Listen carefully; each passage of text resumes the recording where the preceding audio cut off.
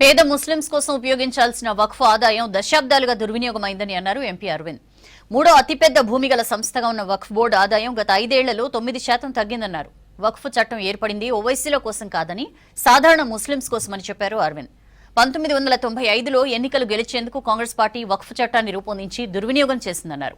తెలంగాణలో 70%, హైదరాబాద్లో 82% వక్ఫ్ బోర్డు భూములు దుర్వినియోగమయ్యాయని తెలిపారు ఎంపీ అరవింద్. ప్రాపర్టీ ఏది గవర్నమెంట్ ప్రాపర్టీ కాదు. మన రామ్ మందిర్ కాదా, ఈడ కిలా రామ్ మందిర్ కాదా, చార్మినార్ కాదా, తాజ్మహల్ కాదా?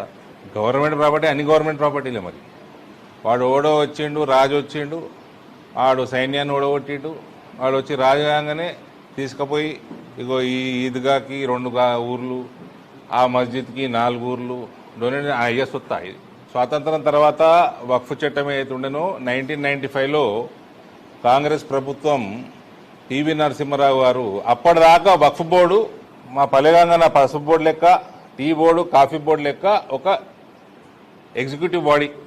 1995లా 96 ఎలక్షన్ గెలవాలని, తుర్కోల్లా ఓట్లు కావాలని టీవీ నరసింహారావు ఏం చేసిండు?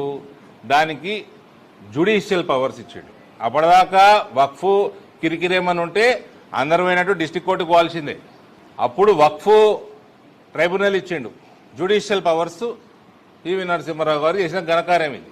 అంటే వక్ఫ్ ఇష్యూస్ అన్ని వక్ఫ్ ట్రైబ్యునల్కి పోవాలి. వక్ఫ్ ట్రైబ్యునల్ జడ్జిలందరూ వాళ్ళు మళ్ళీ అందరు తురుకోలే.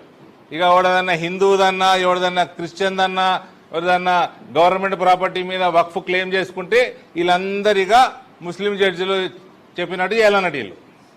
ఇది కాంగ్రెస్ పార్టీ 1995లా చేసిన హిందువులకి, ఈ దేశానికి, హిందువులు ముస్లిం పక్కకు పెట్టి దేశానికి తెచ్చిన అతిపెద్ద దరిద్రం ఇది జ్యుడిషియల్ పవర్.